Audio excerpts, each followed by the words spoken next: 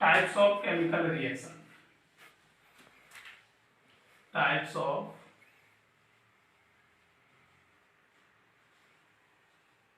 Chemical reaction.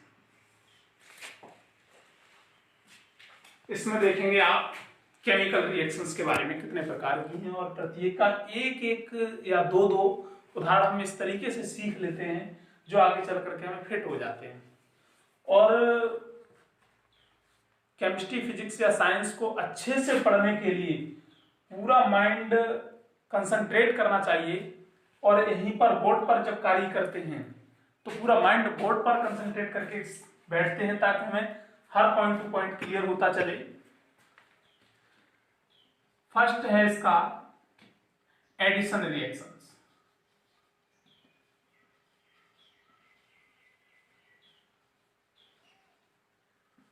Addition reaction के बारे में सीखेंगे योगात्मक अभिक्रिया।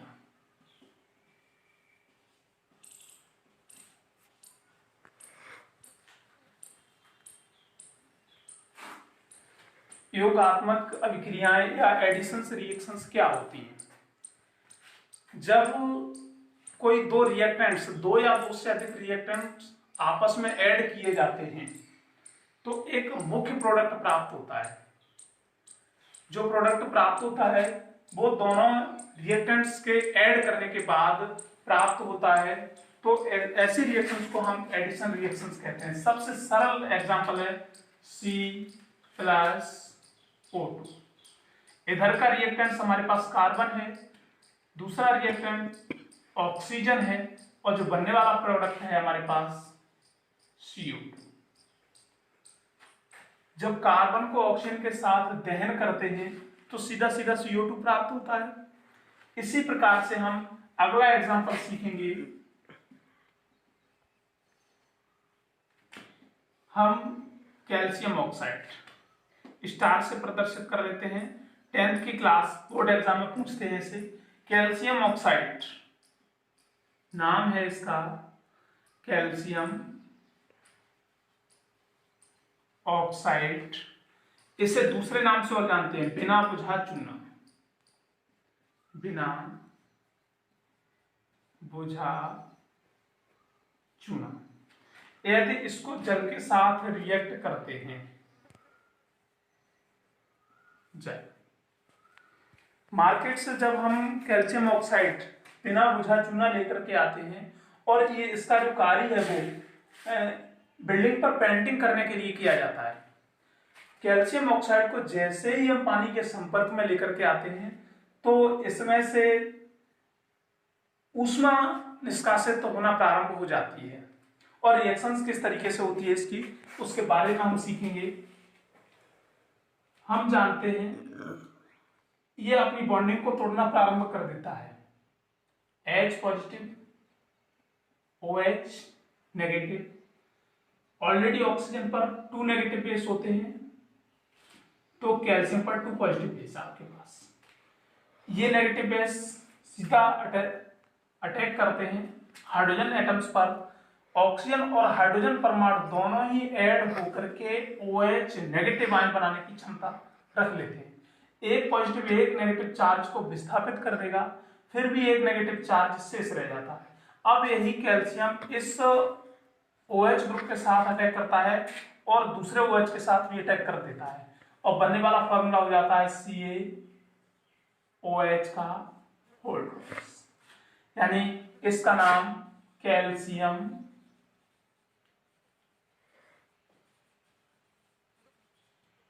हाइड्रोक्साइड, जिसे जानेंगे बुझा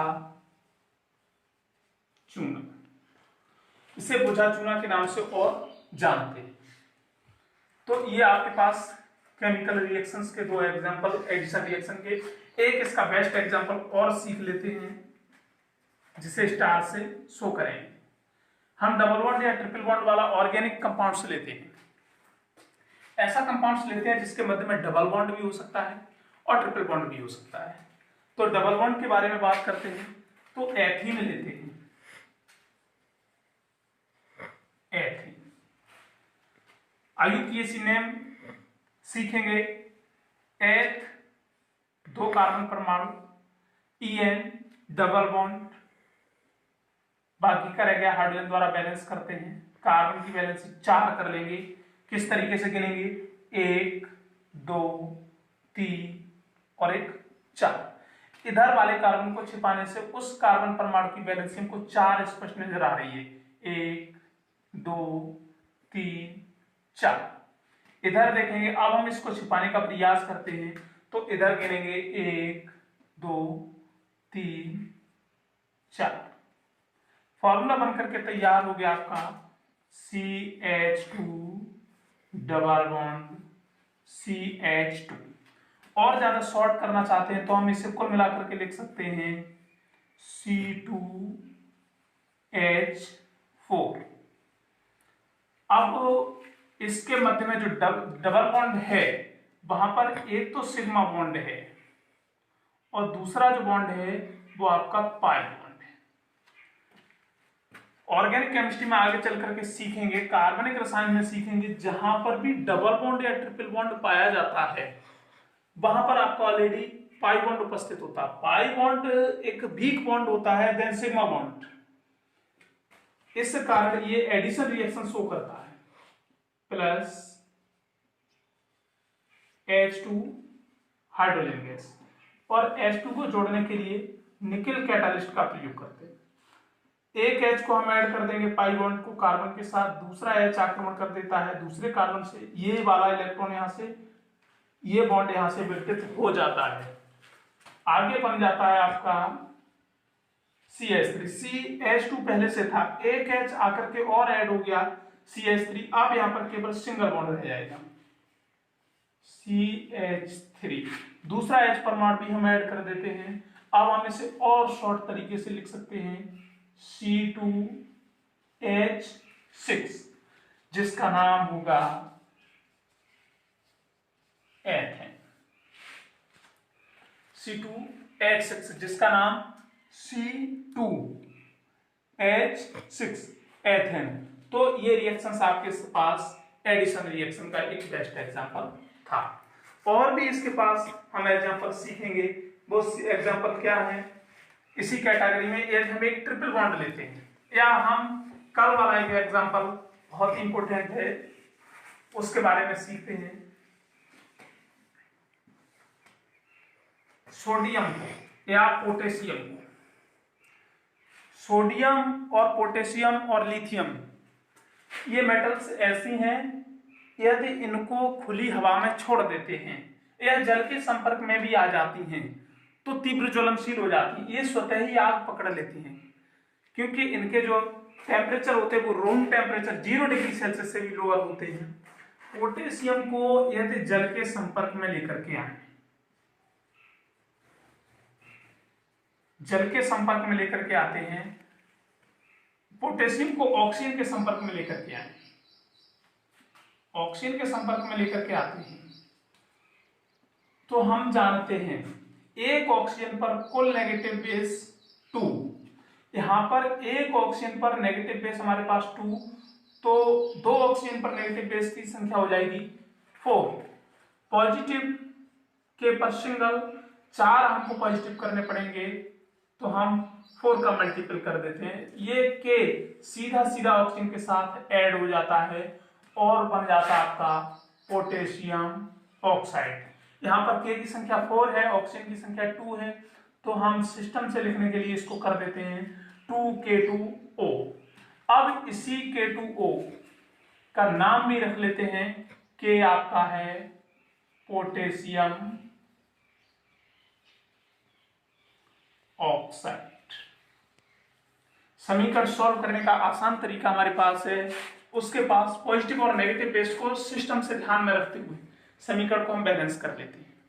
अब इसी पोटेशियम ऑक्साइड को यदि यहां पर भी ये एडिशन रिएक्शन का ही एक एग्जांपल है, प्रोडक्ट फर्स्ट, प्रोडक्ट को रिएक्टेंट फर्स्ट और सेकंड दोनों को ऐड करने पर एक सिंगल प्रोडक्ट हमको प्राप्त हो रहा है। अब इसी प्रोडक्ट को उठा करके जल के साथ रिएक्ट करते हैं, K2O प्लस जल इज इक्वल टू, हम जानते हैं जल H पॉजिटिव आयन में टूटता है और OH नेगेटिव आयन में टूटता है। K की बात करते हैं तो पोटेशियम 2 है हमारे पास, 2 एटम्स हैं, पॉजिटिव बेस हमारे पास 2 हो जाएंगे, नेगेटिव बेस भी 2 हो जाएंगे। ये नेगेटिव बेस पॉजिटिव बेस पर आक्रमण कर देगा, अब यहाँ पर भी OH बनकर के तैयार हो जाएगा। यही पोटेशियम इस OH पर आक्रमण कर देगा और इसी पर फिर पुनः आक्रमण कर देगा। बनने वाला फॉर्मूला होगा आपके पास 2KOH, जो एक क्षार के नाम से जानेंगे। ये हमारे पास एक बेस है जिसे हम क्षार के नाम से जानते हैं। 10th में सोडियम हाइड्रोक्साइड और पोटेशियम हाइड्रोक्साइड दोनों ही क्षार से कई एक रिएक्शंस पढ़ने को मिलेंगे। नाम लिख देते हैं इसका, के लिए पोटेशियम, OH के लिए हाइड्रोक्साइड, पोटेशियम हाइड्रोक्साइड। तो अब ये तो तमाम एग्जांपल हमने सीखे एडिशन रिएक्शन के, योगात्मक अभिक्रिया के। अब आगे चल करके सीखेंगे वियोजन अभिक्रिया।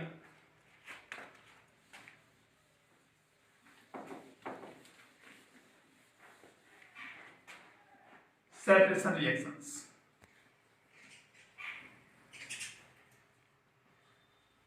रिएक्शंस के बारे में, यानी वियोजन अभिक्रिया।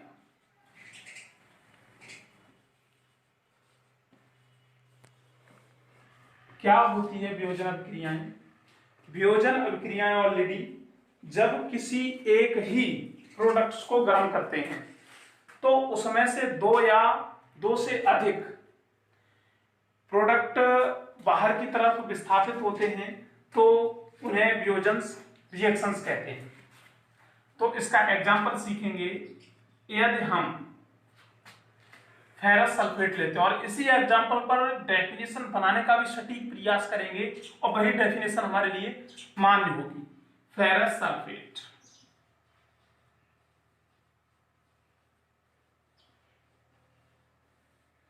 फॉर्मूला है ferrous Fe2 positive sulphate SO। यदि फेरस सल्फेट को गर्म करते हैं, फेरस सल्फेट को गर्म करते हैं तो इसमें से सल्फर डाइऑक्साइड और सल्फर ट्राइऑक्साइड दोनों ही गैसें विस्थापित होती हैं। और ये यहां पर एक इंपॉर्टेंट पॉइंट ये सीखेंगे, डी ब्लॉक का एलिमेंट्स है। जब डी ब्लॉक का एलिमेंट्स है तो हम जानते हैं SO4 पर 2 negative base, Fe2 positive base. जब इसको इजिकल टू के उधर ले जाएंगे तो ये ट्रिपल पॉजिटिव में टूट जाता है, और जब ट्रिपल पॉजिटिव में टूटता है, यही हमारे लिए बहुत ही इंपॉर्टेंट पॉइंट है। यहीं से हम रिएक्शन करना सीखेंगे। आगे चल करके रिएक्शन बहुत इजी हो जाती है इन पॉइंटों के अकॉर्डिंग। Fe2 पॉजिटिव है और जब भी आयरन को इजिकल टू के उधर ले जाते हैं तो इसके बेस बदलना प्रारंभ हो जाते हैं, 2 पॉजिटिव से ट्रिपल पॉजिटिव। और जब ट्रिपल पॉजिटिव में चले जाएंगे तो इसके साथ हम ऑक्सीजन को ऐड करना चाहते हैं। ऑक्सीजन SO4 में से विस्थापित हो जाता है। जब ऑक्सीजन को ऐड करना चाहते हैं तो ऑक्सीजन पर 2 नेगेटिव बेस। अब इन दोनों को आपस में सेट करने का एक सिस्टम सीख लेते हैं, रिएक्शन को बैलेंस करने का तरीका सीख लेते हैं। हमारे पास जो भी विषम संख्या दी जाती हो हम उसे सम संख्या में बदलने का प्रयास कर लेते हैं। यदि इसमें 2 का मल्टीपल हो जाए तो 6 पॉजिटिव हो जाएगा, 6 पॉजिटिव हो जाएगा। तो अब ये समीकरण, ये इक्वेशन, ये केमिकल रिएक्शन बहुत आसान हो जाएगी और वियोजन अभिक्रिया का एक उदाहरण हमारे पास सक्षम बस सकुशल समझ में आ जाएगा। सीखते हैं FeSO4, 2 का मल्टीपल करने के लिए हम एक बार फिर लिखते हैं FeSO4 इज इक्वल टू, इसको हीटअप करते हैं, Fe2 पॉजिटिव में था उधर ले जाएंगे तो ट्रिपल पॉजिटिव में हो जाएगा Fe2। जब ट्रिपल पॉजिटिव में हो गया तो 6 पॉजिटिव चार्ज इसके पास हो जाएंगे। अब इनको ऑक्सीजन के साथ ऐड करना है, एक ऑक्सीजन पर 2 नेगेटिव बेस। अब 6 पॉजिटिव को सेट करने के लिए 6 ही नेगेटिव चाहिए तो हम 3 का मल्टीपल कर देते हैं। 6 नेगेटिव बेस हमारे पास क्लियर आ जाएंगे, Fe2O3 फेरिक आयरन ऑक्साइड, ये हमारे पास फेरिक ऑक्साइड प्राप्त हो चुका है प्लस। अब जो शेष बच गया, हम 3 ऑक्सीजन को विस्थापित कर चुके हैं, तो यहां पर 2 ऑक्सीजन यहां से विस्थापित हुए, 1 ऑक्सीजन यहां से हुआ है, तो जो शेष बच गया वो यहां पर SO2 प्लस 1 ऑक्सीजन यहां से विस्थापित हो चुका है, वियोजित हो चुका है। जब एक यहां से वियोजित हो चुका है तो शेष बच गया आपका SO3। इनके नाम भी याद कर लेते हैं। 10th में सल्फर डाइऑक्साइड गैस बनाने की प्रयोगशाला विधि और इसके रासायनिक समीकरण लिखिए, बहुत ज्यादा इंपॉर्टेंट है, पूछे जाते हैं, तो अब इसे तैयार करके चलेंगे। इसका नाम सल्फर डाई ऑक्साइड, इधर रहेगा आपका sulphur try oxide. Next example सीखते हैं चल करके।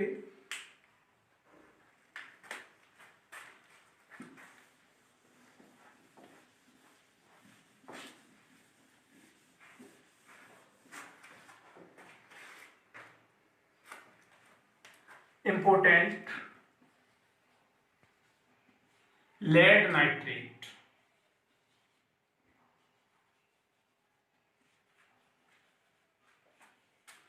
यदि लेड नाइट्रेट को लेते हैं, लेड नाइट्रेट को लेते हैं तो लेड नाइट्रेट, लेड का फॉर्मूला हमें सिंबल मालूम होना चाहिए। जब लेड का सिंबल मालूम होगा तो हम फॉर्मूला आसानी से बना सकते हैं। हम लिख सकते हैं लेड पीबी। नाइट्रेट का भी फॉर्मूला, नाइट्रेट जो ग्रुप होता है उसका फॉर्मूला भी हमको कंफर्म मालूम होना चाहिए, NO3। हम जानते हैं lead 2 positive base, nitrate single negative base. अब इन दोनों को फॉर्मूला बनाने के लिए हम ऐड करना चाहते हैं, तो ऐड करने के लिए 2 positive base single negative base के साथ ऐड नहीं हो सकता है, तो 2 का मल्टीपल कर देते हैं। जब 2 का मल्टीपल कर देते हैं तो नेगेटिव बेस की संख्या भी 2 हो जाती है, और जब नेगेटिव बेस की संख्या 2 हो जाती है तो हम इसे इस तरीके से लिख सकते हैं PbNO3 का होल ट्वाइस। फॉर्मूला आपका बनकर के तैयार हो गया लेड नाइट्रेट। जब यहां पर लेड नाइट्रेट बनकर के तैयार हो गया है तो अब ऐसी कंडीशन में बात की जाए तो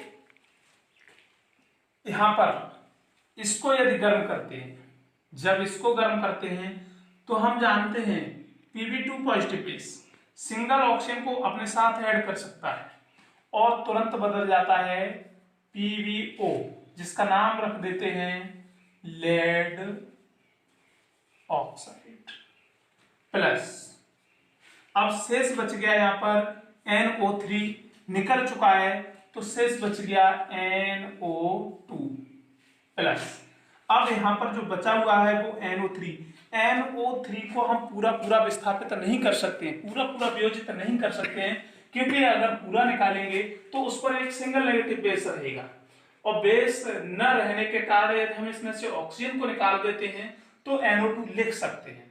जब NO2 लिख सकते हैं तो हम यहीं पर कर देंगे 2NO2।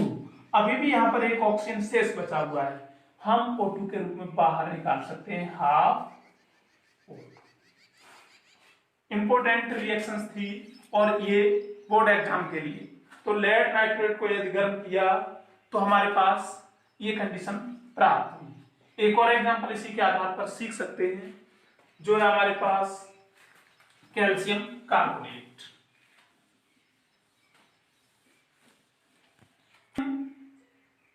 Carbonate third example,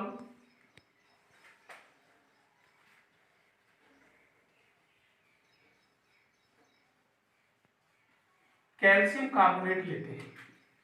formula बनाने का तरीका सीखते हैं। कैल्शियम सिंबल मालूम होना चाहिए, सिंबल है आपका Ca। कार्बोनेट ग्रुप मालूम होना चाहिए, कार्बोनेट CO3। हम जानते हैं एक Ca पर 2 पॉजिटिव बेस, तो कार्बोनेट ग्रुप पर भी 2 नेगेटिव बेस होते हैं। मल्टीपल करने की कोई आवश्यकता नहीं है, क्योंकि पॉजिटिव और नेगेटिव दोनों ही आपके पास समान अवस्था में है। सीधा सीधा हम ऐड कर सकते हैं। फॉर्मूला बन करके तैयार हो जाएगा कैल्शियम कार्बोनेट। इसी को यदि गर्म कर दिया जाए तो हमारे पास शेष बचता है Ca2 पॉजिटिव बेस। एक ऑक्सीजन को ऐड कर लेते हैं, इधर हो जाएगा आपका CaO प्लस, जो शेष बचा हम उसे लिख सकते हैं CO2। अभी अभी सीख करके चले थे, ये फॉर्मूला आपका था बिना बुझा चूना। अगर हम कैल्शियम कार्बोनेट, दरअसल एग्जाम में पूछते बिना बुझा चूना बनाने का रासायनिक समीकरण दीजिए, तब भी यही समीकरण हम दे सकते हैं। कैल्शियम कार्बोनेट को यदि गर्म किया जाए तो कैल्शियम ऑक्साइड और CO2 हमको प्राप्त होती है। इससे आगे अगले जो समीकरण होंगे उन्हें नेक्स्ट कर देते हैं। आगे एक और रिएक्शंस के बारे में पढ़ लेते हैं। थर्ड छोटा सा है, विस्थापन अभिक्रिया, सब्स्टिट्यूशन रिएक्शन।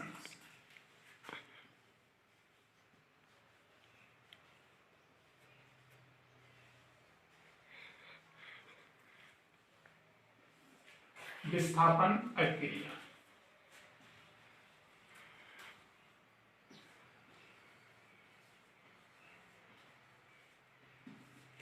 सब्स्टिट्यूशन रिएक्शंस क्या होती हैं? अब इसमें ये देखेंगे, एक मेटल्स या एक रिएक्टेंट्स जब दूसरे रिएक्टेंट्स के साथ रिएक्शंस करता है, एक मेटल्स या एक रिएक्टेंट्स दूसरे रिएक्टेंट्स के साथ रिएक्ट होता है तो प्रोडक्ट तो बनता ही है, साथ में एक ऐसा रिएक्टेंट्स के रूप में या प्रोडक्ट के रूप में एक ऐसा मेटल भी विस्थापित होता है या एक ऐसा मॉलिक्यूल भी विस्थापित होता है जो बाई प्रोडक्ट के रूप में हो सकता है। हम इसका एग्जांपल सीखेंगे। यदि हम कॉपर सल्फेट लेते हैं, कॉपर सल्फेट को जिंक मेटल के साथ रिएक्ट करते हैं, जिंक। अब ये रिएक्शन इसमें किस तरीके से कौन किसको विस्थापित करेगा?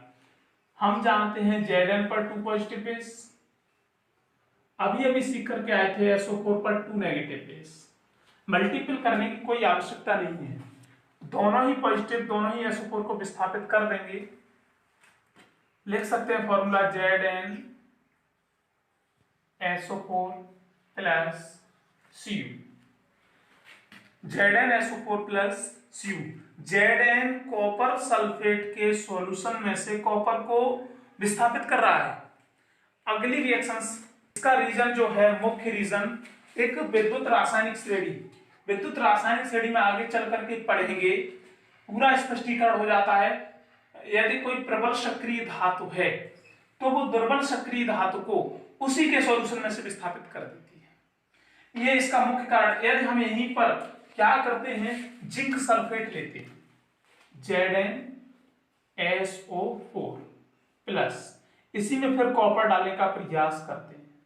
हम जानते हैं जो सॉल्यूशन बनकर के तैयार हुआ, जो प्रोडक्ट हमारे पास, वो जिंक सल्फेट है। यहां पर Zn जो है वो एक कॉपर की अपेक्षा स्ट्रॉन्ग मेटल है। जब स्ट्रॉन्ग मेटल है, प्रबल सक्रिय है, एक्टिव है, तो अब ऐसी कंडीशन में कॉपर इसको विस्थापित नहीं कर सकता है, तो सीधा सीधा कर देते हैं नो रिएक्शन। हमारे पास शेष हो गया विस्थापन अभिक्रिया। अगला एग्जांपल इसी के रूप में सीखते हैं। यदि इसी जिंक सल्फेट को लेते हैं, इसकी रिएक्शन सोडियम से कराते हैं। बात सोडियम की जाए तो सोडियम एक एक्टिव मेटल्स होता है जिंक की अपेक्षा। अब ये रिएक्शन किस तरीके से करता है, अभी सीख रहे हैं। SO4 पर 2 negative base, Na single positive base. जब Na पर सिंगल पॉजिटिव है, SO4 पर 2 नेगेटिव है, तो मल्टीपल करने की आवश्यकता है, क्योंकि यहां पर 2 नेगेटिव सिंगल पॉजिटिव को नहीं हटा सकता है, 2 का मल्टीपल कर देते हैं। अब ये सोडियम सीधा सीधा SO4 के साथ ऐड हो जाता है। हम इसको इस तरीके से लिखें, न तो सोडियम को डिस्टर्ब हो और ना ही सल्फेट ग्रुप डिस्टर्ब हो। किस तरीके से लिखेंगे, Na2SO4। फॉर्मूला का नाम रख देते हैं, Na के लिए सोडियम और SO4 के लिए सल्फेट। ये हमारे पास सब्स्टिट्यूशन रिएक्शंस इस टाइप की सीख लेते हैं जो आगे चल करके बोर्ड एग्जाम में बहुत जरूरी है। कल मिलते हैं।